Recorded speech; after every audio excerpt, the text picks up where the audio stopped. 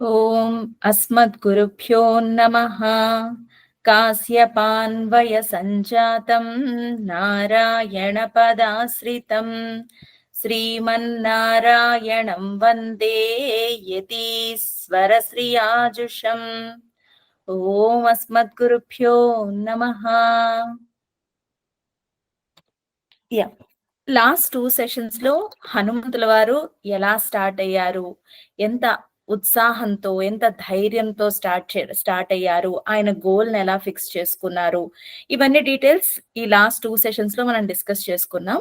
ఒక్కసారి హనుమంతుల వారిని ఊహించుకునే ప్రయత్నం చేద్దాము ఫస్ట్.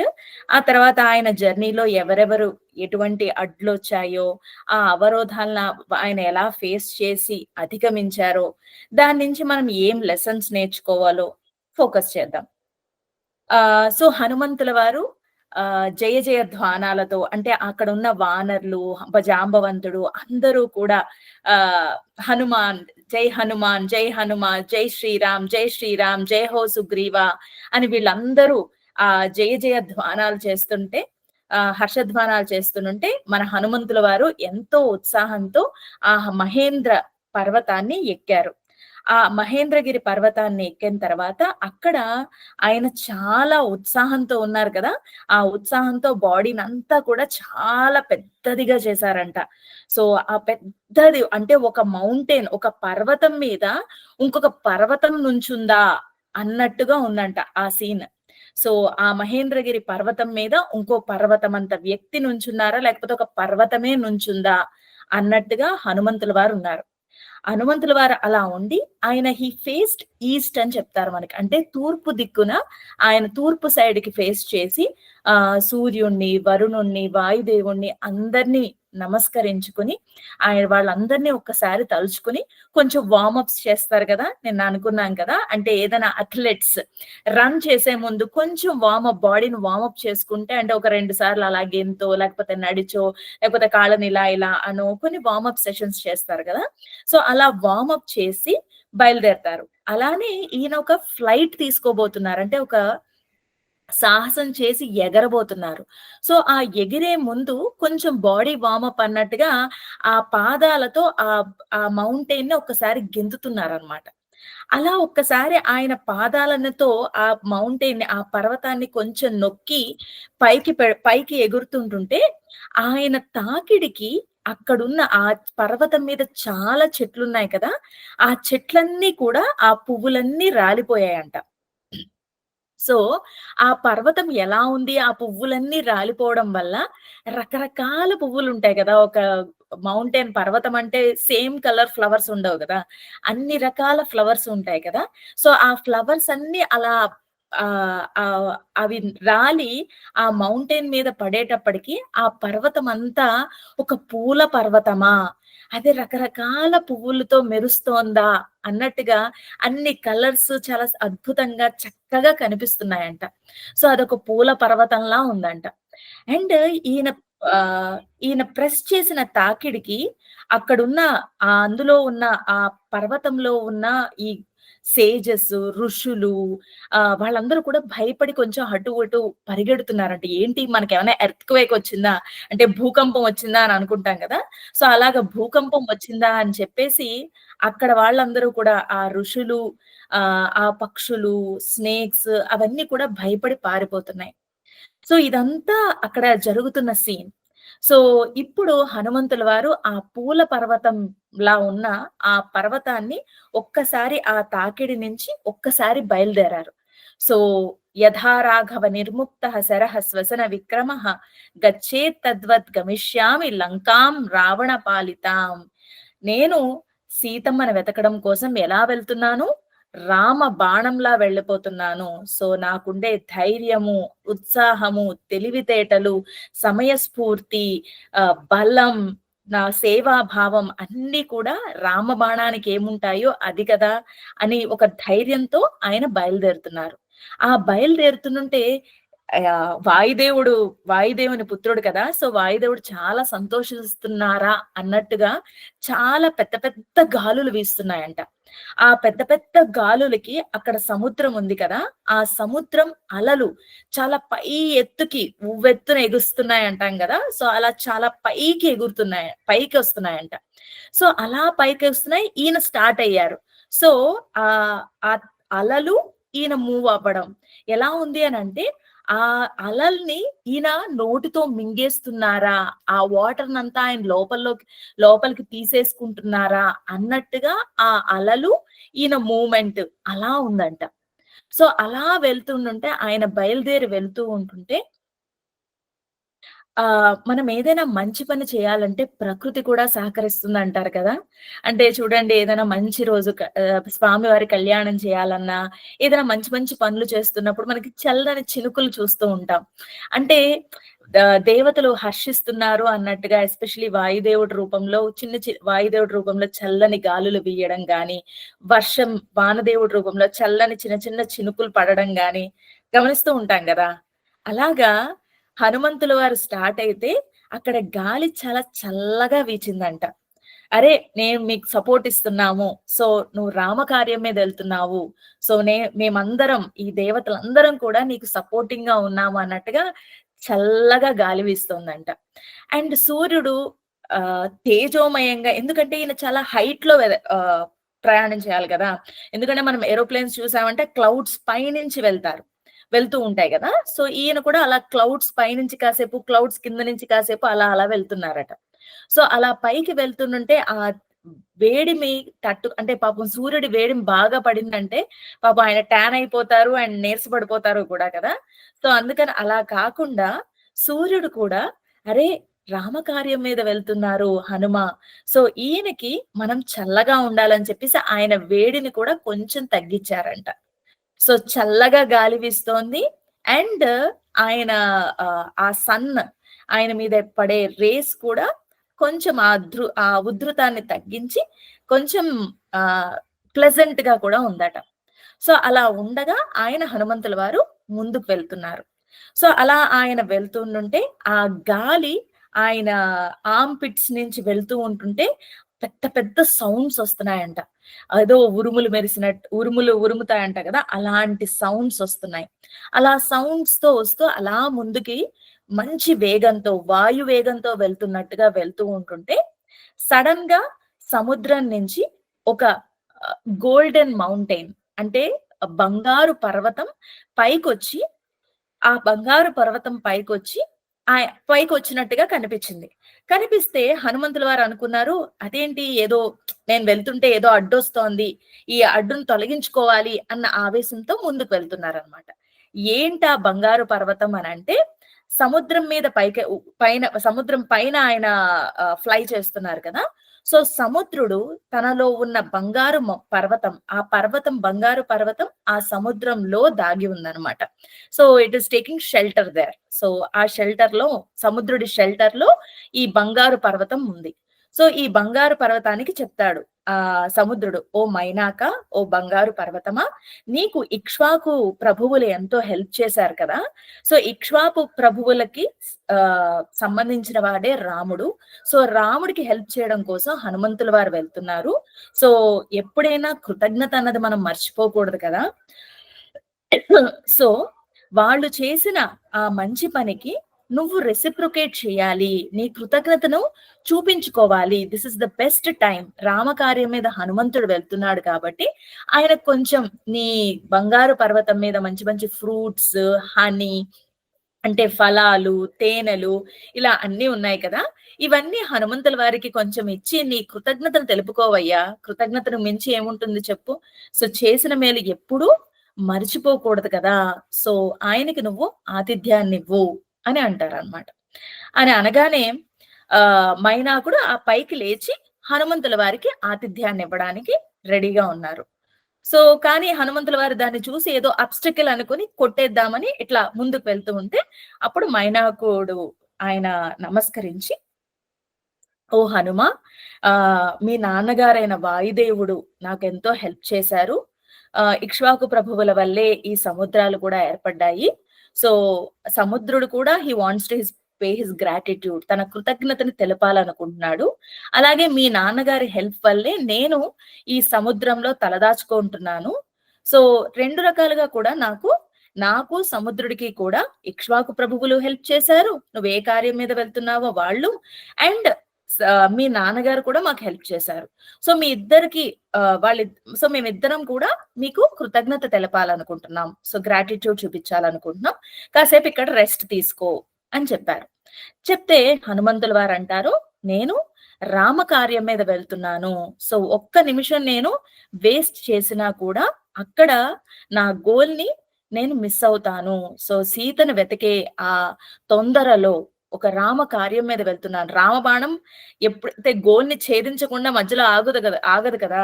సో అలాగా నేను రామబాణంలా వెళ్తున్నాను. సో నా గోల్ ని నేను మిస్ అవ్వాలనుకోవట్లేదు. సో నేను ఇక్కడ రెస్ట్ తీసుకోలేను. బట్ మీరిచ్చిన ఆతిథ్యాన్ని నేను స్వీకరించినట్టే తీసుకోండి అని చెప్పేసి ఆయన మీద ఇట్లా చేతితో తాకించి, నేను మీ ఆతిథ్యాన్ని స్వీకరించాను. Thank you so much. నేను నా కార్యం మీద ముందుకు వెళ్ళాలి అని చెప్పేసి ఆయన ముందుకు వెళ్ళిపోతారు. అక్కడ మైనాకుడు సముద్రుడు కూడా అంటే ఆయన ఫ్రెండ్లీ జెస్చర్ గా, అంటే నాకు ఇష్టం లేదు నేను తీసుకోను అన్నట్టుగా చెప్పకుండా థ్యాంక్ యూ సో మచ్, కానీ నేను ఇక తొందరలో ఉన్నాను కాబట్టి స్వీకరించలేకపోతున్నానని జెంటిల్ గా రిజెక్ట్ చేయడం అంటారు కదా.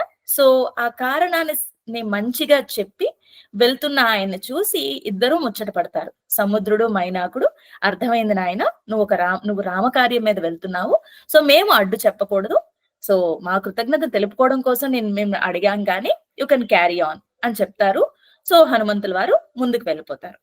సో ముందుకు వెళ్తూ ఉంటే ఇంకా అలా పైన క్లౌడ్స్ పైన హైలో వెళ్తూ ఉంటుంటే ఇప్పుడు దేవతలందరికీ డౌట్ వస్తుంది అనమాట.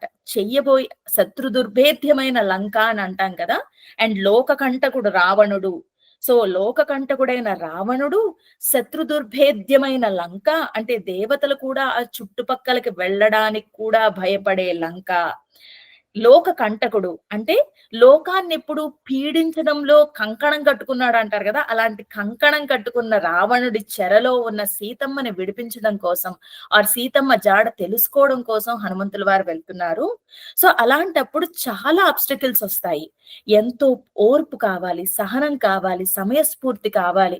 సో ఇవన్నీ వీరిలో ఉన్నాయా, హనుమంతుల వారిలో ఉన్నాయా లేదా, ఒక టెస్ట్ చేద్దాము అని చెప్పేసి నాగమాత అయిన సురసను అడుగుతారు. నువ్వు ఒక టెస్ట్ పెట్టు, హనుమంతుల వారు అది పాస్ అవుతారో లేదో చూద్దామని చెప్పేసి దేవతలే టెస్ట్ పెట్టేటట్టుగా సురస అనే నాగమాతని ప్రోత్సహిస్తారు.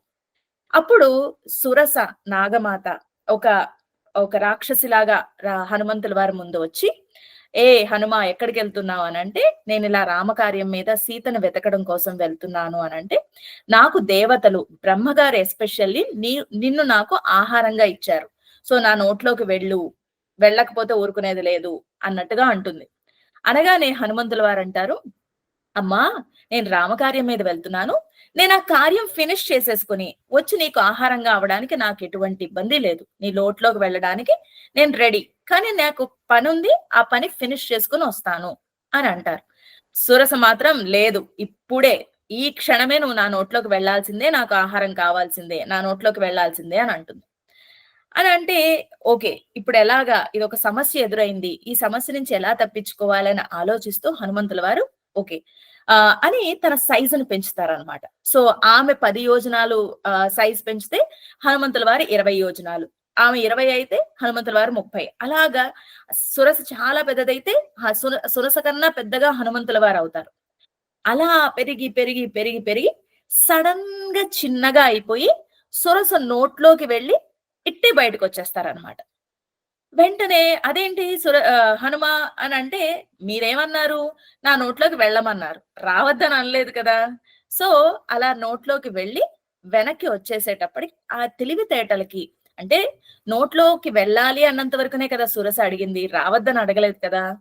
సో అందుకని నోట్లోకి వెళ్ళి బయటకు వచ్చేస్తారనమాట. సో ప్రెజెన్స్ ఆఫ్ మైండ్ ని యూజ్ చేస్తారు.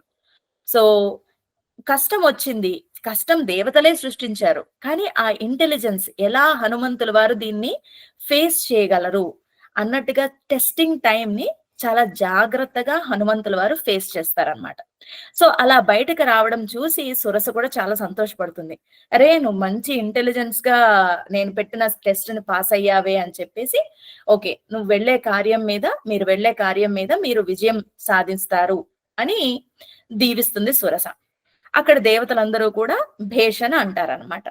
సో, అక్కడ వాల్మీకి మహర్షి 150వ శ్లోకంలో మనకి ఎస్పెషల్లీ ఈ ఫస్ట్ సర్గలో 150వ శ్లోకంలో ఉవాచ హ అని అంటారనమాట. అంటే అంటే ఎక్కడ అన్న శబ్దం యూజ్ చేసినా కూడా అక్షరం యూజ్ చేసినా ఒక ఆశ్చర్యార్థకం. అక్కడేదో ఓకే హిడెన్ థింగ్ మనకుంది అన్నట్టుగా ఒక సీక్రెట్ కోడ్ ఆఫ్ వాల్మీకి అనమాట. సో, ఏంటి అనంటే ఆశ్చర్యార్థకం. వాల్మీకి మహర్షి ఆశ్చర్యపోయారు. ఎందుకు అనంటే మనం ఏమనుకుంటామంటే ఏదైనా ఒక మంచి గోల్‌ని సాధించాలనుకున్నప్పుడు అసల అడ్డంకులే రాకూడదు కదా! ఏంటి మంచి పని చేస్తే గూడా ఇన్ని సమస్యలొస్తాయా? అని అనిపిస్తుంది. కానీ సమస్యలనేవి వస్తాయి. ఎందుకంటే మనకి టెస్టింగ్ టైమ్స్ అవి. వాటిని ఎలా జాగ్రత్తగా అవి అధిగమించడంలోనే మనలో దాగి ఉన్న ఎబిలిటీస్‌ని బయటకి వస్తాయి అని చూపించడం కోసమే ఈ టెస్టింగ్ టైమ్స్ అనేవి ఏ మంచి పని చేసినా కూడా తప్పకుండా వస్తాయి. అలాంటి వాటిని ఎలా స్కిల్‌ఫుల్‌గా దాటడమో మనకి హనుమ చెప్తున్నారు అన్నట్టుగా ఇక్కడ వాల్మీకి మహర్షి అన్న శబ్దాన్ని వాడతారనమాట. సో, ఎప్పుడైనా మంచి పని చేస్తున్నప్పుడు కూడా కష్టాలొస్తాయి. ఎలా అయితే స్టార్టింగ్‌లో నేచర్ సపోర్ట్ చేసింది, జెంటిల్‌గా బ్రీజొచ్చింది, సన్‌లైట్ కొంచెం వేడి తగ్గింది అని అన్నప్పుడు, అరే! మనం ఏం స్టార్ట్ చేసినా ఎప్పుడు పాజిటివే వస్తాయా అని మనకెప్పుడు అనిపిస్తుంది. కానీ పాజిటివే కాదు. అప్పుడప్పుడు టెస్టింగ్ టైమ్స్ కూడా వస్తాయి. కానీ పాజిటివ్ వచ్చినా మనకి మంచిదే. టెస్టింగ్ టైమ్స్ వచ్చినా మంచిదే. టెస్టింగ్ టైమ్స్ మనలోని హిడెన్ క్వాలిటీస్‌ని బయటికి తీసుకురావడం కోసం ఆ టెస్టింగ్ టైమ్స్ అనేవి తప్పవు. సో, డెఫినెట్‌గా వస్తాయి. దాన్ని నేర్పరితనంతో మనం ఎదుర్కోగలగాలి. అందుకనే అన్న శబ్దాన్ని వాల్మీకి మహర్షి ఇక్కడ వాడారు. ఆ తర్వాత జనరల్‌గా ఒక సమస్యొచ్చిన వెంటనే అబ్బా! మంచి కూడా ఇన్ని సమస్యలా? పోన్లే నెక్స్ట్ టైమ్ ఇంకా స్లో డౌన్ అవుదాము అని మనకనిపిస్తుంది. కానీ హనుమంతుల వారు తర్వాత ఇంకా ఆయన వేగాన్ని పెంచారంట. సో, నెక్స్ట్ ఒక సమస్యొస్తే కుంగిపోకుండా ఓకే. ఈ సమస్య అయిపోయింది. రెడీ ఫర్ ద నెక్స్ట్ ఆహ్, అబ్‌స్టకిల్ అన్నట్టుగా ఆయన ఇంకా గరుడ వేగంతో అని మనకి చెప్తారు. 173వ శ్లోకంలో గరుడోపమః అంటే గరుడ వేగంతో ఇంకా ఫాస్ట్‌నెస్ పెంచి, ఇంకా నేను తొందరగా నా గోల్‌ని చేరుకోవాలి. ఇంకా నాలో ఎంథూసియాజం ఉండాలని చెప్పి, ఇంకా డబుల్ ద ఎంథూసియాజంతో ఆయన ఇంకా ముందుకు వెళ్తారు. ముందుకు వెళ్దాం అనుకుంటారు. కానీ ఏదో వెనక్కి లాగుతూ ఉంటుందన్నమాట. సో, ఏంటి ముందుకు నేను చాలా స్పీడ్ పెంచుతుంటుంటే వెనక్కి ఎవరు లాగుతున్నారు అని చూస్తే, అక్కడ ఛాయాగ్రాహి అంటే షాడో ట్రాపర్స్ అంటాం. సో, షాడోని బట్టి ట్రాప్ చేసే వాటిలిని. సో, హనుమంతుల వారి నీడ ఆ వాటర్‌లో చక్కగా కనబడుతోంది గదా! ఎందుకంటే ఆ సన్ అన్నాము, ఆ బ్రీజ్ అన్నాము, హనుమంతుల వారు ఫ్లై అవుతున్నారు. సో, ఆ నీడని చూసి ఆ వాటర్‌లో సింహిక అనే ఒక రాక్షసి ఉంది. సో, ఆ రాక్షసి హనుమంతుల వారిని వెనక్కి లాగుతోంది. ఆయన షాడోని బట్టి. సో, దానికేంటంటే ఆ సింహికకి ఓకే. చాలా రోజుల తర్వాత ఒక పెద్ద హ్యూజ్ బాడీ కనిపిస్తోంది. తినేస్తే ఒక 10 రోజులు పడుకోవచ్చు అన్నట్టుగా మొత్తం తినాలని చాలా ఆకలిగా ఎదురు చూస్తోంది సింహిక. సో, సింహిక వెనక్కి ట్రాప్ చేసి వెనక్కి లాగుతోంది. సో, లాగుతూ ఉంటుంటే హనుమంతుల వారు ముందుకెళ్ళట్లేదు. వెనక్కి లాగబడుతున్నారు. అదేంటి? ఏం జరిగింది అని అనుకుంటే, అప్పుడు ఆయనకి సుగ్రీవుడన్న ఒక మాట గుర్తొస్తుందనమాట. మీరు నాలుగు వైపులా వెళ్తున్నారు. అండ్ సో, షాడో ట్రాపర్స్ ఈ ఛాయాగ్రాహి అనేవి ఉంటాయి సముద్రాలలో. సో, వీటి పట్ల మనం జాగ్రత్తగా ఉండాలి అని సుగ్రీవుడు చెప్పిన మాట గుర్తొచ్చి, ఓహ్! ఇది ఒక షాడో ట్రాపర్ అన్నమాట. సో, దీన్ని నేను తప్పించుకోవాలి అని హనుమంతుల వారు డిసైడ్ చేసుకుంటారు. సో, ఎప్పుడైతే ఈ షాడో ట్రాపర్ వెనక్కి లాగుతుందో సింహిక, ఇక్కడ కూడా సురస దగ్గర అన్నట్టుగా ఈయన కూడా ఆయన బాడీని పెంచుతారు. సింహిక నోటిని చాలా పెద్దది చేసి, మొత్తం ఆ సముద్రాన్నంతా ఆక్రమించేస్తోందా అన్నట్టుగా పెద్దగా నోరు చేసి ఈయన్ని మింగేయాలి, మొత్తం తినేసి లోపల అరిగించేసుకొని మొత్తం హెవీ మీల్ లాగించాలి అన్నట్టుగా రెడీగా ఉందన్నమాట. కానీ ఎప్పుడైతే హనుమ అర్థం చేసుకున్నారో సింహిక ఎలాగైనా తనని చంపాలి అన్న కసితో ఉంది అని చెప్పేసి, ఈ సింహిక నోట్లోకి వెళ్ళి అక్కడ ఆయన అంటే ఇందాకట్లాగే పెద్ద సైజ్ చవుతారు. సడెన్‌గా చిన్నగా అయిపోతారు. చిన్నగా అయిపోయి లోపలికి వెళ్తారు. కానీ ఇప్పుడు ఈమె అర్థం చేసుకునే పొజిషన్‌లో లేదు. తినేయాలనే ఉంది. కాబట్టి ఈమెను చంపడమే ఇక్కడున్న ప్రాబ్లమ్‌కి సొల్యూషన్ అని చెప్పి తన గోళ్ళతో, పళ్ళతో ఆమెను చీల్చుకొని బయటకొచ్చేస్తారనమాట. సో, సింహిక బాడీ అంతా కూడా అక్కడ ఆ సముద్రం మీద షాటర్ అయిపోయి ఉంటుంది. సో, ఇలాగ సింహిక పెట్టే సవాల్‌ని ఎదుర్కొని ముందుకు వెళ్తారు హనుమంతుల వారు. సో, ఫస్ట్ ధైర్యంతో మహేంద్రగిరి మహేంద్రగిరి పర్వతం మీద స్టార్ట్ అవుతారు. తర్వాత ఫస్ట్ వచ్చిన అబ్‌స్టకిల్ ఫేవరబుల్ అబ్‌స్టకిల్ ఏంటి అనంటే మైనాకుడు. మైనాకుడు తర్వాతొచ్చింది సురస. తర్వాత ఇప్పుడు సింహిక. సో, ఒకటి స్టార్టింగ్‌లో నెక్స్ట్ మైనాకుడు, సురస, సింహిక. సో, సింహిక తర్వాత ఆయన ల్యాండింగ్ త్రికూట పర్వతం మీద లంకంతా ఉంది. కానీ ఈయన ల్యాండింగ్ పాయింట్ త్రికూట పర్వతం కాదు. లుంబ అనే పర్వతం మీద హనుమంతుల వారు ల్యాండ్ అవుతారు. ల్యాండ్ అయిన వెంటనే యాక్చువల్లీ ఆయనకి చాలా హెవీ బాడీ ఉంది కదా! అంటే పెద్ద సైజ్‌లో ఆయన ఎగిరారు.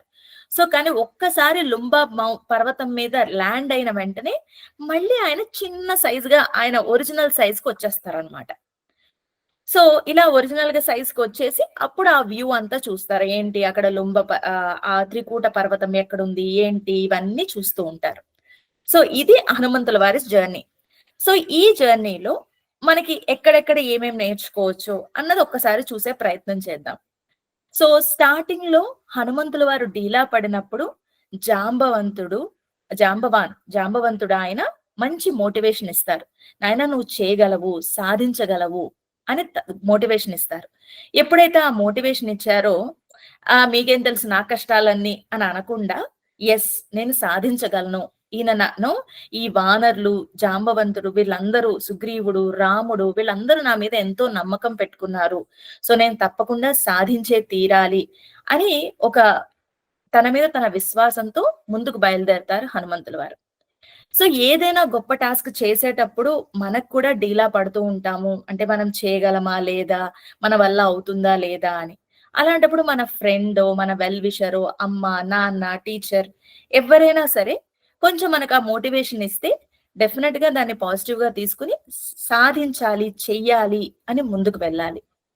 అలా ముందుకు వెళ్ళాలి అన్నది మనకి ఈ ఎపిసోడ్ నుంచి తెలుస్తుంది. తర్వాత అక్కడికి వెళ్ళినా కూడా చేయాలన్న టాస్క్ ఎదురుగుండా అంటే ఒక పెద్ద సముద్రం. ఇప్పటి వరకు ఎప్పుడు క్రాస్ చేయలేదు. ఆ క్రాస్ చేయగలమా? లేదా? ఇదొక ఇంపాసిబుల్ టాస్క్‌లా కనిపిస్తోంది అని అన్నప్పుడు హనుమంతుల వారు ఓకే. ఇది ఇంపాసిబుల్ టాస్క్. నేను చేయలేను. ఎంతమంది ఎన్ని మోటివేషన్ ఇచ్చినా అని అనకుండా ఓకే. ఓకే. నాకు కష్టంగా అనిపిస్తోంది. పెద్దగా అనిపిస్తోంది. సో, యథా రాఘవ నిర్ముక్తః. సో, రాముడి బాణంలా నేను వెళ్తాను. సో, ఆ స్ట్రెంగ్త్ గాని, ఆ ఇంటెలిజెన్స్ గాని ఏదైనా కూడా రాముడే చూసుకుంటాడు అన్న ధైర్యంతో ఆయన బయలుదేరారు. సో, జనరల్‌గా మనం ఏదైనా టాస్క్ చేయాలంటే మనకొక్కటి మెయిన్ అంటే ఫియర్ ఆఫ్ ఫెయిల్యూర్ ఉంటుంది. ఓడిపోతామేమో అని. లేకపోతే రిజల్ట్ ఏమొస్తుందా?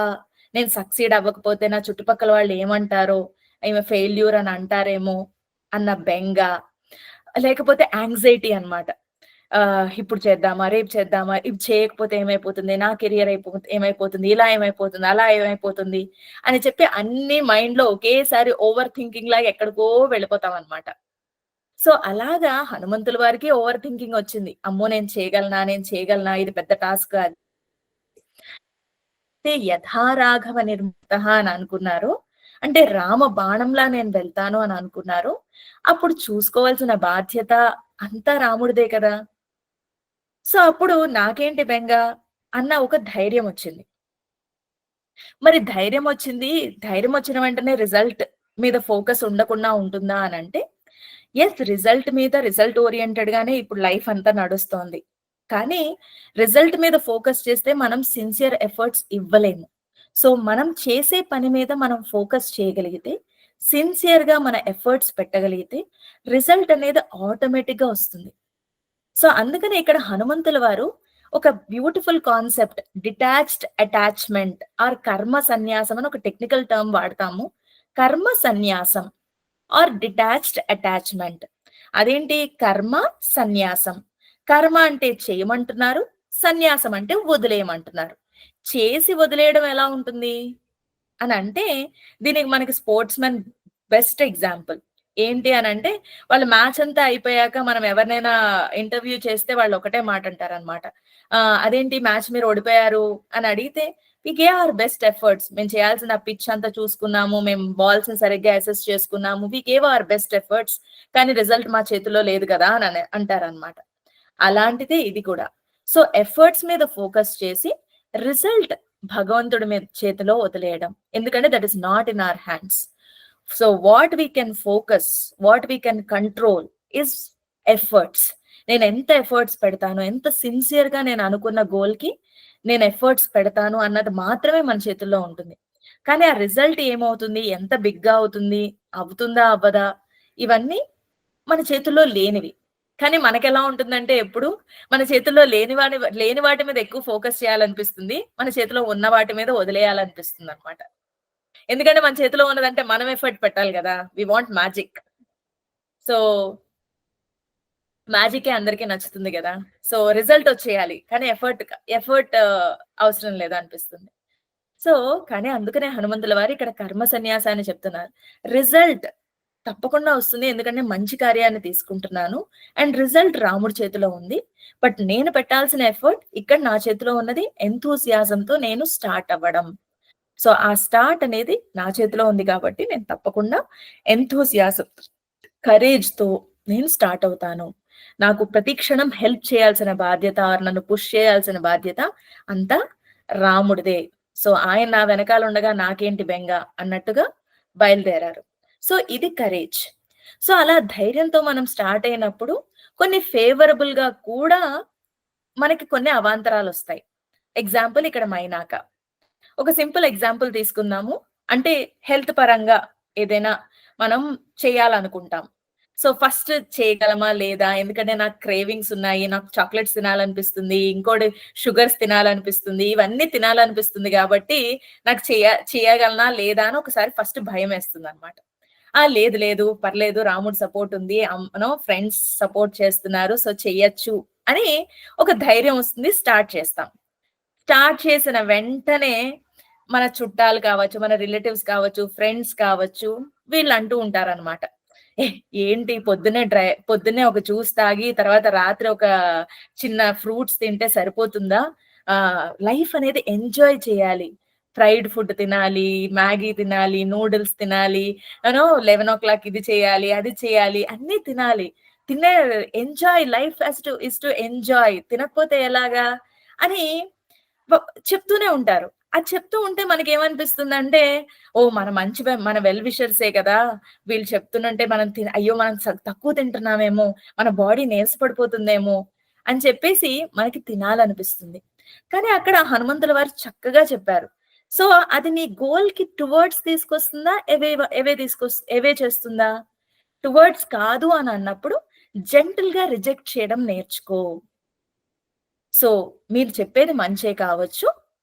కానీ నాకిప్పుడు నేననుకున్న గోల్‌కి మాత్రం ఇది నాకు ఫేవరబుల్ కాదు గాబట్టి, దీన్ని నేను పక్కన పెట్టాలనుకుంటున్నాను అని జెంటిల్‌గా రిజెక్ట్ చేయడం ఎలాగో మనకిక్కడ చెప్తున్నారు. తర్వాత ముందుకు వెళ్తే ఆ సురస దగ్గర స్మార్ట్ వర్క్. సో, ఒక కైండ్ ఆఫ్ యాప్స్ గాని, ఏదైనా మనల్ని టైమ్ చెక్ చేసి, టైమ్‌కి మనం ఫుడ్ తీసుకునేటట్టు, హెల్తీ ఫుడ్ తీసుకునేటట్టు మనం లేకపోతే ఒక మెంటర్ అంటే రోజు మనం అప్‌డేట్ చేసేటట్టుగా ఎవరికైనా. అంటే పొద్దున్న నేను ఈ ఫుడ్ తీసుకున్నాను, ఈ ఫుడ్ తీసుకున్నాను, ఈ ఫుడ్ తీసుకున్నాను.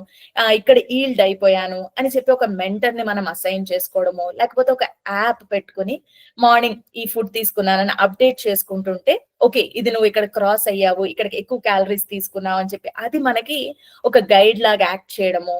ఇట్లాంటిది స్మార్ట్ వర్క్ అంటాం. So, hard work plus smart work is Surasa case. తర్వాత ఓవర్ డూయింగ్ ఆఫ్ థింగ్స్. లాస్ట్‌లో సురస విషయంలో చూసామంటే ఓవర్ డూయింగ్ ఆఫ్ థింగ్స్. ఆహ్, విచక్షణ, డిస్క్రిమినేషన్ అనొచ్చు, డిసర్షన్ అనొచ్చు. ఏం చేయాలి? So, whatever is taking towards your goal అవి చేస్తూ ఉండడము. మనకు అవసరం లేనివనేవి పూర్తిగా మానేయడం. సో, ఆ హెల్త్ గోల్‌కి పెట్టుకున్నవి పాడు చేసేవి కంప్లీట్ షుగర్స్ చాక్లెట్స్ ఎనీథింగ్ అని అన్నప్పుడు, ఆ క్రేవింగ్‌కి ఆల్టర్‌నేటివ్స్ అది నా వీక్‌నెస్ అని అన్నప్పుడు, దానికి ఆల్టర్‌నేటివ్‌గా ఒక షుగర్ బిస్కెట్ అనో, లేకపోతే కూల్ డ్రింక్స్ బాగా అలవాటైన వాళ్ళు ఏదో లెమన్ టీ అనో, సో, అలాంటి వీక్‌నెసెస్‌కి ఆల్టర్‌నేటివ్స్ తీసుకొని ఆహ్, ఆ డిసర్షన్ ఏవి మనం కంప్లీట్‌గా అవాయిడ్ చేయాలి మన గోల్‌ని టువర్డ్స్ తీసుకెళ్ళడానికి అన్న దాని మీద మనం ఫోకస్ చేసుకుంటే, right from a small health goal నుంచి జీవితంలో సాధించిన పెద్ద పెద్ద ఐఏఎస్ కావచ్చు, ఏదైనా గోల్స్‌కి మనం సింపుల్‌గా ఈ 4 అప్లై చేసుకోవచ్చు. ధృతి, దృష్టి, మతి, దాక్ష్యం. ధృతి అంటే కరేజ్. కరేజ్‌తో స్టార్ట్ అవ్వడం. ఈ కరేజ్ ఎప్పుడు మనకనిపిస్తుందంటంటే బయట నుంచి రావాలేమోనని. కానీ ఫస్ట్ కావాల్సింది ఈ కరేజ్ మనసు నుంచి. మన మనస్సును మనం ఫస్ట్ డిసైడ్ చేసుకోవాలి. ఇది నేను ఎట్టి పరిస్థితిలోనూ చెయ్యాలి అని. సో, ఈ మనస్సు కరేజ్ మనకి సంకల్పం. అదే ఫస్ట్ క్లాస్‌లో డిస్కస్ చేసుకున్నాం గదా! ఇయేష. ఆ సంకల్పాన్ని మనం ఎట్టి పరిస్థితిలోనూ చెయ్యాలి అని తీసుకోవడం ఈస్ ది మోస్ట్ ఇంపార్టెంట్. దానికి మన మనస్సే మనకి బెస్ట్ ఫ్రెండ్ అవ్వాలి. So, mind is the beautiful servant but a dangerous master అంటారు.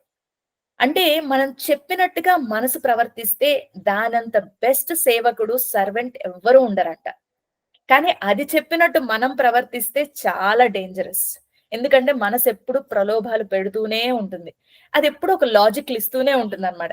పర్లేదు చేసేయి. ఏం పర్లేదు చేసేయి. పర్లేదు. ఇది పర్లేదు. అది పర్లేదు. అది పర్లేదు అని చెప్తూనే ఉంటుంది. అలా కాకుండా లేదు. నా గోల్ ఇది.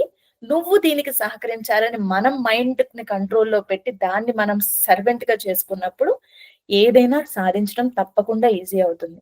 సో, మన మనస్సుని ఆ కంట్రోల్‌లో పెట్టుకోవాలి. ఆ సంకల్పం తప్పకుండా చెయ్యాలి. చక్కగా మంచి సంకల్పంతో స్టార్ట్ చేయాలి కరేజ్. ధృతి. నెక్స్ట్ దృష్టి. మన ఫోకస్ ఎప్పుడు మన గోల్ మీద ఉండాలి.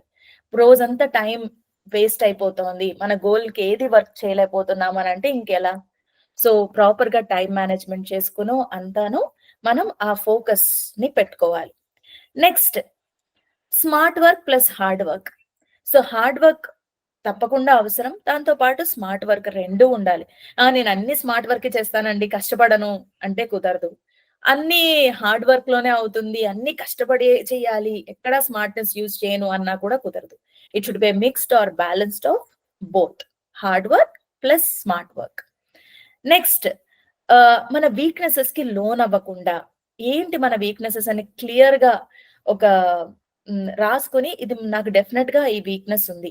సో, ఈ వీక్‌నెస్ వచ్చినప్పుడు నేను నాకు దాన్ని అడ్వాంటేజ్‌గా తీసుకొని నా ఫ్రెండ్స్‌తో మాట్లాడడమా? లేకపోతే నాకు నేనే ఈ వీక్‌నెస్‌ని అధిగమిస్తే నన్ను నేను ఇలాగా అంటే హ్మ్, పాంపర్ చేసుకుంటాననో, లేకపోతే నాకు నేనే రివార్డ్ ఇచ్చుకుంటాననో అని మనల్ని మనమే మోటివేట్ చేసుకోవడము. అట్లాంటి వీక్‌నెస్‌కి మనం ఒక ఆహ్, పాజిటివ్ వైబ్‌ని యాడ్ చేసుకోవచ్చనమాట. అంటే ఈ రోజు ఒక 2, 3 days suppose chocolates cravings is my ఈ వీక్‌నెస్. 2, 3 డేస్ నేను తినకపోతే, ఫోర్త్ డే నన్ను నేను ఒక చిన్న చాక్లెట్ బార్‌తో నన్ను నేను ఆహ్, యూ నో పాంపర్ చేసుకుంటాను. లేకపోతే నీకిస్తాను అని పోస్ట్‌పోన్ చేయడమో, రివార్డ్ చేయడమో, ఇలాంటి వీక్‌నెసెస్‌ని అధిగమించడం. ఇదంతా కూడా ఒక సింపుల్ 4 స్టెప్స్ మనం ఈజీగా చేయొచ్చు. సో, ఇది ధృతి, దృష్టి, మతి, దాక్ష్యం. అండ్ మళ్ళీ మనం చూస్తే హనుమంతుల వారు ఇదంతా అయిపోయాక మళ్ళీ చిన్నగా ఎందుకయిపోయారు? అంత పెద్ద వ్యక్తి కూడా అలాగే పెద్దగా ఉంటే ఇంకా మంచి వ్యూ వస్తుంది కదా! చిన్నగా ఎందుకయ్యారు? అనంటే, మనం ఎక్కువ సాధించినప్పుడు ఇప్పుడు హనుమంతుల వారు లంకలో ల్యాండ్ అయ్యారు. ఇంపాసిబుల్ అని అనుకున్న సముద్ర లంఘనాన్ని చేశారు. ల్యాండ్ అయ్యారు. సో, జనరల్‌గా మనకేదైనా చేయలేనిది చేశాము అనంటే మనలో ఒక గర్వం పెరగొచ్చు. అమ్మో! నేనింత సాధించేసాను. నేనేదైనా చేయగలను. నా వల్లే ఇదంతా అయిపోతుంది. నేనే అంతా చేసేసాను అని అనకుండా తగ్గి ఉండాలి, హ్యూమిలిటీని చూపించాలి అని చెప్పి ఆయన సైజ్‌ని డిక్రీజ్ చేయడంలో మనకి చెప్తున్నారు. ఎంత ఎదిగినా ఒదిగి ఉండమంటారు గదా! అలాగా ఎంత సాధించినా కూడా నేను ఇంకా ఎంతో సాధించాలి అన్న యాటిట్యూడ్ లేకపోతే ఎంత ఆ గర్వం మనల్ని ఫోకస్డ్‌గా, సిన్సియర్ ఎఫర్ట్స్ పెట్టకుండా డిస్ట్రాక్టెడ్ ఎఫర్ట్స్ పెట్టేలాగా చేస్తుందన్నమాట. సో, మన గోల్‌ని అంటే డైవర్ట్ అయ్యేలాగా చేయకుండా ఫోకస్డ్‌గా చేయాలంటే హ్యూమిలిటీ, ఆ హంబుల్‌నెస్ అనేది మనం అలవర్చుకోవాలి అన్నది చెప్పడానికి ఆయన సముద్ర లంఘనం చేసిన తర్వాత ఆయన సైజ్‌ని డిక్రీజ్ చేయడంలో ఉన్న అంతరార్థం కూడా. ఆంజనేయ స్వామి పెంచేసి గాల్లోకి ఎగిరాడు అని ఆ ఎపిసోడ్ ఎలా ఉంటుంది అని అంటే, ఆంజనేయ స్వామి ఆ కొండని దాటడానికి ఎలా ఎగిరాడు అని అంటే కాళ్ళతో చేతులతో కొండని అదిమాడంట. ఏం చేశాడు? అదిమాడు. దానికి శ్లోకం మనకి 11వ శ్లోకం అనమాట. అదేమంటుందంటే, బాహుభ్యాం పీడయామాస చరణాభ్యాం చ పర్వతం నిష్ప్రమాణ శరీరస్సన్ లిలంగైషురర్ణవం బాహుభ్యాం పీడయామాస చరణాభ్యాం చ పర్వతం. అంటే ఎంత శరీరాన్ని పెంచాడు అని అంటే దానికి కొలత లేదంట, అంతగా పెంచాడంట శరీరం.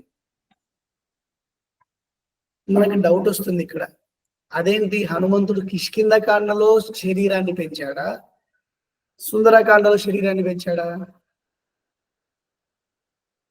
కిష్కింధకాండ చివరిలో జాంబవంతుడు మోటివేట్ చేసిన వెంటనే శరీరాన్ని పెంచుతాడు, అక్కడ పెంచాడా? లేకపోతే సుందరకాండలో ఇప్పుడు చెప్తున్నారు కదా, నిన్న చెప్పుకున్నాం, బాగా పెంచేటప్పటికీ ఒక మడుగులో ఉన్నట్టున్నాడు ఆంజనేయ స్వామిని. అసలు శరీరం ఎక్కడ పెంచాడు? అప్పుడు పెంచాడా, ఇప్పుడు పెంచాడా? కిష్కింధకాండలో 67వ సర్గలో మనకి 2-3 శ్లోకాలు చూసామంటే అక్కడ కూడా శరీరాన్ని పెంచాడు. ఎలా పెంచాడు అని అంటే, అక్కడ చుట్టూ ఉన్న వానరాలన్నీ ఆంజనేయ స్వామిని చూస్తే శ్రీ మహావిష్ణువు గుర్తొచ్చాడంట. ఎందుకు అని అంటే, బలి చక్రవర్తిని అణచటానికి వామనుడిగా వచ్చి త్రివిక్రముడిలాగా ఎలా పెరిగాడో ఆంజనేయ స్వామి అలా త్రివిక్రములా పెరగడం చూశారంట వానరాలు. సో కిష్కింధకాండలో ఖచ్చితంగా శరీరాన్ని పెంచాడు. పెంచి సంకల్పం చేయటం, అటు ఇటు తిరగటం, ఎగరటం, కొట్టటం అంతా చూసాం మనం. మళ్ళీ ఇక్కడ 9వ శ్లోకంలో అంటున్నారు అనమాట. ఏమంటున్నారు? అంజలిం ప్రాముఖత్వ పవనాయాత్మ యోనయే తతో హి వవృదే గంతుం. వవృదే అంటే పెరిగెను. అంటే కిష్కింధకాండలో ఇంత పెరిగాడు అనుకోండి, మళ్ళీ దాని మీద నుంచి పెరిగాడంట, మళ్ళీ దాని మీద పెరిగాడంట, చివరికి ఎంత పెరిగాడు? ఇది ఇంత అని చెప్పలేనంత పెరిగాడంట. ఎందుకంత పెరగాలి అని అంటే, ఒక మనిషి అంటే ఆచార్యుడు తీసుకుందాం మొదటగా, ఒక జీవుడిని అంటే భగవంతుడి కోసం తపిస్తున్న జీవుడిని కాపాడటం కోసం తన యొక్క ఆలోచనని, తన యొక్క కర్మానుష్ఠానాన్ని, తన యొక్క ఆచరణని ఎంత పెంచాలో, ఎంత అంటే ఎక్స్పర్ట్ అవ్వాలో అంతా పెంచుతాడంట ఆచార్యుడు. అంతేకాదు, ఏంటండి ఇంత చేసినా సరిపోదా, ఇంత చేసినా సరిపోదా, ఇంకెంతకు మించి ఎవరైనా చేయగలుగుతారా? మనం ఒక పని అప్పగించిన తర్వాత ఇంతకు మించి చేయాలా నేను, ఇంతకు మించి అలసిపోవాలా నేను అంట. నీ పనికి ఎంత అవసరమో, నువ్వు ఎంత పెరిగితే, నువ్వు ఎంత కష్టపడితే, నువ్వు ఎంత సాక్రిఫైస్ చేస్తే నీ పని పూర్తవుతుందో అంతా చేసే తీరాను. దానికి లెక్క లేనంతగా పెరగటానికి కూడా నువ్వు సిద్ధంగా ఉండాలి అని ఆంజనేయ స్వామి పెరగటం మనకి సూచిస్తుంది. అవునా కదా? నేను ఒక జాబ్ లో నుంచి ఇంకో జాబ్ లో మారాలనుకుంటున్నాను ఎగ్జాంపుల్. ఒక బిజినెస్ పెట్టాలనుకున్నాను ఎగ్జాంపుల్. ఒక కొత్త కంపెనీ పెట్టాలనుకున్నాను. అది పర్సనల్ లైఫ్ అయినా ప్రొఫెషనల్ లైఫ్ అయినా కానీ ఒకటి సాధించాలనుకున్నప్పుడు కొన్నింటిని చేయాల్సి ఉంటుంది, కొన్నింటిని వదలాల్సి ఉంటుంది అన్నమాట. ఎంత చేయాలి, ఎంత వదలాలి అని అంటే దానికి పరిమితి ఉండదు. నాకు 10 లక్షల శాలరీ, 20 లక్షలు వచ్చేదాకా నేను వెళ్ళాలి. అది వచ్చేంత వరకు నువ్వు వెళ్ళాల్సిందే. ఎవడో రోజుకు ఒక గంట చదువుతూ సంపాదించేశాడు కదా 20 లక్షలు అని చెప్పి నీకు ఆ గంటే సరిపోతుందా అంటే సరిపోదు. ఎక్కువ కూడా అవ్వచ్చు. నువ్వు 10 నిమిషాలకే సాధించుకోవచ్చు. కానీ వాడు గంట చదివాడు, నేను గంట చదివినా రావట్లేదు కాబట్టి నాకు దేవుడు సహాయం చేయట్లేదు, మా తల్లిదండ్రులు సహాయం చేయట్లేదు అని అనడం కరెక్ట్ కాదు. ఇది నీ లక్ష్యం. నీ లక్ష్యానికి నువ్వు ఎలా ఉండాలి? ఎప్పుడూ సిద్ధంగా ఉండాలి. దేనికి? To reinvent yourself. నిన్ను నువ్వు కొత్తగా ఆవిష్కరించుకోవటం కోసం, నీ కంఫర్ట్ జోన్ లోంచి బయటికి రావటం కోసం, అవసరమైతే నేను కొత్తగా నిన్ను ప్రజెంట్ చేసుకోవాలి. ఇప్పుడు మనం క్రికెట్ లో కొంతమంది చూస్తుంటాం అనమాట. వరుసగా ఒక 10 మ్యాచెస్ లో ఫెయిల్ అవుతూ ఉంటారు. వేరే స్పోర్ట్స్ లో కూడా వాళ్ళు దాన్ని ఏమంటామంటే మనం these are not in form అని అంటాం. మనం ఫామ్ లో లేడరా అంటుంటాం. కానీ మళ్ళీ సడన్ గా ఒక సెంచరీ కొట్టేస్తాడు, లేకపోతే సడన్ గా ఒక మ్యాచ్ గెలిపించేస్తాడు. ఎలా జరుగుతుంది అది అని అంటే నిన్ను నువ్వు ఒకసారి పరిశీలించుకుంటే introspect yourself and reinvent yourself. నిన్ను నువ్వు పరిశీలించుకునేసి నిన్ను నువ్వు కొత్తగా ఆవిష్కరించుకున్నప్పుడు నీకు సమాజానికి నువ్వు ఉపయోగపడతావు అని మనకు ఆంజనేయ స్వామి పెరగటం లెక్క లేనంతగా, కొలత లేనంతగా పెరగటం మనకి చూపిస్తుంది. ఓకే, సో ఇలా మనం కూడా ఇప్పుడు సిద్ధంగా ఉండాలి అని హనుమంతుల వారి చర్య మనకి నేర్పిస్తుంది. అంతేకాదు హనుమంతుల వారు బాహుభ్యాం పీడయామాస చరణాభ్యాం చ పర్వతం ఈ పర్వతాన్ని పీడయామాస ఇబ్బంది పెట్టాడు. ఇబ్బంది పెట్టడం అంటే తొక్కాడు. అర్థమైందా? తొక్కితే ఏం జరిగింది అని అంటే నెక్స్ట్ శ్లోకంలో ఉందన్నమాట. ఏముంది? స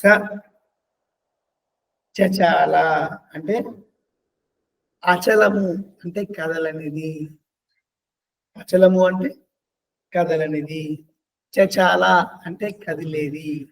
సో చచాల అచలశ్చాపి అచలమైన పర్వతము కూడా చచాల స్పందించింది, కదిలింది. ఎందుకు? ఎలాగా? హనుమంతుడు నొక్కడం వల్ల. హనుమంతుడు నొక్కడం వల్ల అంటే మన మనస్సు మార్పుకి స్పందించకుండా, మంచికి స్పందించకుండా అలా గడ్డగట్టిపోయి ఉంటుంది అన్నమాట. కానీ ఆచార్యుడు అన్నవాడు అంత కరుడుగట్టిన మనస్సుని కూడా స్పందించే విధంగా చేస్తాడు. అంటే పర్వతంలా గట్టిగా అయిపోయిన మన మనస్సుని కూడా తను స్పందించేటట్టు చేస్తాడు. ఎలాగా? బాహుభ్యాం పీడయామాస. బాహుభ్యాం అంటే చేతులతో, చరణాభ్యాం చేతులతో, కాళ్ళతో వాటిని నొక్కి, ఆ మనస్సుని నొక్కి. చేతులతో కాళ్ళతో ఏంటి? వానరులు, కోతులు దేంతో నడుస్తాయి?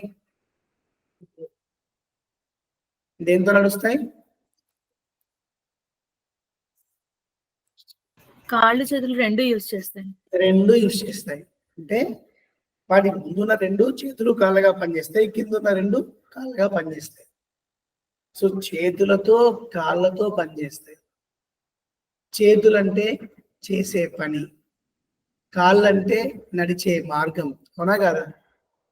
చేతులు దేనికి? మనం చేసే పనికి. కాళ్ళంటే మనం నడిచే మార్గానికి. ఆచార్యుడు తను నడుస్తున్న మార్గం, తను చేస్తున్న పని, ఈ రెండిటితో మన మనస్సుని, అంటే పర్వతం లాగా కరుడు కట్టిన గడ్డగట్టిన మన మనస్సుని పీడయామాస స్పందించే విధంగా, అచలమైన పర్వతాన్ని కూడా చెలించే విధంగా చేస్తాడు. అర్థమైందా? ఎలాగా? తన బాహువ్యాము కర్మలతో, తను చేసే పనులతో. మనము చేస్తాం, ఆయన చేస్తాడు, కానీ ఆయన చేస్తే స్పెషల్ గా ఉంటుంది. మనము మాట్లాడతాం, ఆయన మాట్లాడతాడు, కానీ ఆయన మాట్లాడితే వినాలనిపిస్తుంటుంది. చరణాభ్యాం మనము నడుస్తూ ఉంటాం, ఆయన నడుస్తూ ఉంటాడు. మన నడక చూస్తే ఎందుకురా వీళ్ళు నడిచాడని అనిపిస్తుంది, కానీ ఆయన నడుస్తూ చూస్తే అబ్బాయి ఏం నడిచాడు, అలాగే మనం నడవాలనిపిస్తుంది అనమాట. ఇది ఆచార్యుడుకున్న గొప్ప గుణం. ఇలా నొక్కితే, ఇలా ఆ మనస్సు అన్న పర్వతాన్ని ఆచార్యుడు స్పందించే విధంగా చేస్తే ఏం జరిగింది అంటే, మనకి తర్వాత ఒక 7 శ్లోకాల్లో చెప్తున్నారు అనమాట. 7 విషయాలు బయటపడ్డాయంట. మొదటిది, పర్వతం కదిలింది. 2, ఆ పర్వతం కదలటం వల్ల ఆ పర్వతం మీద ఉన్న చెట్లన్నీ వాటి పుష్పాలను కిందేసాయి అనమాట. అంటే పుష్పాలు కింద పడడం స్టార్ట్ చేశాయి. మొదటిది పర్వతం చలించటము, 2 పుష్పాలు కింద పడటము, 3 ఏం జరిగింది, ఆ పుష్పాలు కింద పడటము, ఈ పర్వతం చెల్లించటం. ఈ పర్వతం నొక్కితే కింద కొద్ది ప్రెస్ అవుతుందా, కింద భూమి నుంచి ప్రెస్ చేస్తున్నాం, పైన కాళ్ళతో ప్రెస్ చేస్తున్నాం, అవునా కదా? ఈ 2 సైడ్ల నుంచి ప్రెస్ చేస్తే మధ్యలో కొన్ని చోట్ల నీళ్లు ఉంటాయి కదా, ఆ నీళ్ళు ఏమైపోతాయి, బయటికి వస్తాయి. ఆ నీళ్లు బయటికి రావడం స్టార్ట్ చేసిందంట కుండల్లో. ఇప్పుడు మనము ఎప్పుడైనా డస్టర్ చూసామా? డస్టర్ని మనం పిండితే దాంట్లో ఉన్న నీళ్లు బయటకు వస్తాయి. అంటే పైనుంచి హనుమంతుడు పిండుతున్నాడు, కింది నుంచి భూమి నొక్కుతుంది. ఈ నొక్కటం వల్ల మధ్యలోంచి నీళ్లు బయటకు వస్తున్నాయి కదా, అలా నీరు స్పందించిందంట. నీరు కొండలోంచి బయటికి రావడం స్టార్ట్ అయింది. సో మొదటిది పర్వతం కదలటం, పుష్పాలు పడటం, నీరు బయటికి రావటం. అంతేకాదు, ఈ నొక్కటం వల్ల ఒక కొండ ఇంకొక కొండ మధ్యలో రాపిడి ఏర్పడుతుంది కదా, ఆ రాపిడి ఏర్పడడం వల్ల నిప్పు పుట్టిందంట. నిప్పు పుట్టడం రాళ్ళతో కొడితేనే పుడుతుంది కదా, ఆ నిప్పు వల్ల పొగలు వచ్చాయంట. అది 4. అంతేకాదు, ఆ కొండ గుహలలో ఎన్నో భూతాలు అంటే సింహాలు, పులులు, నక్కలు అన్ని ఉన్నాయంట. అన్ని ఒక్కసారి ఇంత సౌండ్ వచ్చేటప్పటికి, ఇంత ఫోర్స్ వచ్చేటప్పటికి పరిగెడుతూ పరిగెడుతూ పరిగెడుతూ పరిగెడుతూ బయటకు వచ్చేసాయంట. ఆ పరిగెడుతున్నప్పుడు సౌండ్స్ చేశాయంట. ఆ సౌండ్స్ ఏంటి, భయంతో చేశాయంట. ఏంట్రా ఇంత సౌండ్ వస్తుంది అని. నెక్స్ట్, ఇలా నొక్కటం వల్ల విషపూరితమైన పాములు ఉన్నాయంట. ఆ పాములు ఎలా ఉన్నాయనంటే, మామూలుగా పాములకు ఖర్చులు ఉండవు, కానీ ఆ పాములకు వెనకల ఆ స్వస్తికాకారంలో, అర్ధచంద్రాకారంలో మచ్చలు ఉంటాయంట తల దగ్గర. అవి విషమైన పాములు అంట. ఆ పాము విషంతో కొడితే అప్పటికప్పుడు స్పాట్ డెడ్ అంట. అలాంటి పాములు ఆ పర్వతం మీద ఉంది. ఆ పాము కొండని కొడితే ఆ విషానికి ఉన్న ప్రభావం వల్ల ఆ కొండ రాళ్ళు మాడి మసైపోయినాయంట. అంటే విషం అంత తీవ్రంగా ఉందంట. అర్థమైందా? సో మొదటిది కొండ కదిలింది, 2 పుష్పాలు కింద పడ్డాయి, 3 నీళ్లు జారాయి, 4 శిలలు రాసుకునేసి అగ్ని పుట్టింది, 5 దాని లోపల ఉన్న భూతాలన్నీ బయటికి వచ్చాయి, 6 పాములు టపా టపా టపా టపా అని, అంటే ఒక ఆవేశంతో కోపంతో పాములు ఎలా అయితే కాటు వేస్తాయో అలా కాటు వేయడం స్టార్ట్ చేసిందంట. ఈ 6 + 1 7, 7వది విషము అని అంటారు అనమాట. సో ఆచార్యుడు మన మనస్సుని ఒత్తటం వల్ల, తన ఆచరణ ద్వారా, తన నడిచిన మార్గం ద్వారా మనలోని 7 బయటపడతాయంట. ఏంటా 7? ఏంటా 7? అరిషడ్ వర్గాలు: కామ, క్రోధ, లోభ, మోహ, మద, మాత్సర్యము. అప్పటిదాకా మనకి ఏమనిపిస్తుంది అంటే, నాలో ఇది ఏం లేదండి, నాకు కామమే లేదండి, నాకు కోరికే లేదండి, నాకు కోపం అస్సలు రాదు తెలుసా, నాకు కోపం అస్సలు రాదు తెలుసా అంటుంటాం. పక్కన వాడు వచ్చేసి, నీకు కోపం వస్తుంది కదా, నాకు కోపం రాదు. అరే నీకు కోపం వస్తుందిరా, నాకు కోపం రాదా, నాకు కోపం వస్తుందా, నాకు కోపం వస్తుందా, నాకా అంటాం అనమాట మనం. అవునా? అంటే కోపం రాదని కోపంతో చెప్తూ ఉంటాం అనమాట. అవునా కదా? సో అలాగా అప్పటిదాకా మనలో ఒక వీక్నెస్ ఉందని మనకు తెలియదు, అప్పుడు బయటపడుతుంది. అయితే మనలో ఉన్న ఈ 6 వీక్నెస్లు ప్రధాన కారణం ఏంటి? ఈ 6 వీక్నెస్లకి ప్రధానమైన విషయం ఏంటి అని అంటే ఆశ, దురాశ. మనకు కావం మంచిది. నా భార్యతో నేను కలిసి ఉండాలనుకోవడం మంచిదే. ప్రపంచంలో ఉన్న ప్రతి ఒక్కరూ నాకే కావాలనుకోవడం దురాశ. ఇది కదా కామం అంటాం. భార్య మీద కామం ఉంటే దాన్ని ప్రేమ అన్నాం. ప్రపంచంలో ఉన్న వాళ్ళందరి మీద కామం దాన్ని కామం అంటాం అన్నమాట. అవునా కదా? కోపం, మంచి చేయాలనుకున్నప్పుడు కోపం మంచిదే, కానీ స్వార్థం కోసం ప్రవర్తించినప్పుడు అది క్రోధంగా ఉంటుంది. అవునా కదా?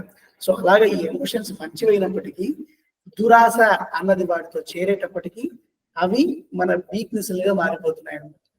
ఈ 6+1 ఏడిటిని ఆచార్యుడు పీడిస్తాడంట. పీడించడం అంటే అలా కృషింపజేస్తాడు. అందుకే ముందు శత్రుకర్షణ అని మనం మాట్లాడుకున్నాం. శత్రుకర్షణ అంటే శత్రువులను కృషింపజేసేవాడు. ఏంటా శత్రువులు? ఇగో ఈ 7, 6+1 ఈ ఏడిటిని అలా కృషింపచేసి మంచిగా భగవంతుడి పట్ల, మంచి పట్ల, సమాజం పట్ల అవి ప్రసరించేటట్టు చేస్తాడు. ఇది ఆచార్యుడు మనకు చేసే మేలు అని హనుమంతుల ద్వారా మనం తెలుసుకోవచ్చు. ఓకేనా? మనం పర్ఫెక్ట్ గా ఉన్నట్టే కనిపిస్తాం. ఎప్పటి వరకు అంటే ఒక మంచి మనిషితో చేరేంత వరకు. ఒక మంచి మనిషితో చేరామనుకోండి, మనకి ఎలా అనిపిస్తుంది అంటే ఎప్పుడు మనము ఆ వ్యక్తి ముందు చిన్నగానే కనిపిస్తాం. ఎందుకు అనంటే అది ఆ వ్యక్తి మన మీద చూపిస్తుంది దౌర్జన్యము కాదు, మనలో లోపము కాదు. ఆ వ్యక్తి మనకి ఒక కొలమానంగా ఉంటున్నాడు అనమాట. అంతగా మనం పెరగాలి, అంతగా మనం తయారవ్వాలి అని. అప్పటిదాకా మనకు కోపం లేదని మనకు అనిపిస్తూ ఉంటుంది. కానీ మంచివాడితో చేరేటప్పటికీ వాడికన్నా కొంచెం మనకి ఎక్కువ కోపం ఉన్నట్టు అనిపిస్తుంది. అప్పుడు జెలసీ వస్తుంది. వాడికన్నా మనం ఎదుటి వ్యక్తిని ప్రేమించట్లేదని అనిపిస్తుంది. అప్పుడు మళ్ళీ మనకు ఒక ఈర్ష్యాసూయలు వస్తాయి. అర్థమైందా? సో మంచి మనిషితో ఉండడం ఎందుకు అవసరము అని అంటే నీలో నీకు తెలియని లోపాలను పరిచయం చేయటానికి ఒక అర్థంలా మారుతాడు. నీ లోపాలను పరిచయం చేసి వాటిని సవరించడానికి ఒక అర్థంలా మారుతాడు. నీతో ఈ సవరించటానికి, లోపాలను పరిచయం చేయటానికి ఇవన్నీ ఒక ప్రయాణంలా ఉంటుంది కదా. ఆ ప్రయాణంలో ఒక తోడులాగా, నీడలాగా ఉంటాడనమాట. అందుకే సత్సంగము, మంచి మనుషులతో సంపర్కము, మంచి మనుషులతో మాట్లాడటము, మంచి మనుషుల గురించి ఆలోచించటము చాలా అవసరం. వాళ్ళతో చేరటం వల్ల మనలో ఉన్న లోపం ఏంటని మనకు తెలుస్తుంది. ఆ లోపాన్ని ఎలా సవరించుకోవాలో తెలుస్తుంది. సవరించుకునే ప్రయత్నంలో ఛాలెంజెస్ ఏంటి అని తెలుస్తుంది. వాటిని ఎలా అధిగమించాలని తెలుస్తుంది. మనల్ని మనం ఎలా ఉద్ధరించుకోవాలి అని తెలుస్తుంది. అందుకే మంచి మనుషులతో సంపర్కం అవసరము. సత్సంగం అన్నది చాలా చాలా అవసరం. ఓకేనా? అందుకే కదా మొదటి రోజు చెప్పుకుందాం మనం, ఏమున్నా లేకపోయినా ఏముంటే బాగుంటుంది? ఏముంటే ఇంకా అది దానికి మించి ఇంకా అవసరం లేదని చెప్పుకున్నాం మనం. మొదటి పాఠం చెప్పుకున్నాం మొదటి రోజు. ఏం చెప్పుకున్నాం ఆ పాఠంలో? భాగవత అభిమాన సిరి. మంచివాడు, భక్తుడు, వీడు నావాడు అని అనుకునేటట్టు బతుకు, అదే నీ సంపద. అంతకు మించిన సంపద అవసరం లేదని చెప్పుకున్నాం. ఏముంటుందని? భాగవత అభిమాన సిరి అని అంటాం. ఓకేనా? జై శ్రీరామ్. జై శ్రీరామ్. జై శ్రీమన్నారాయణ.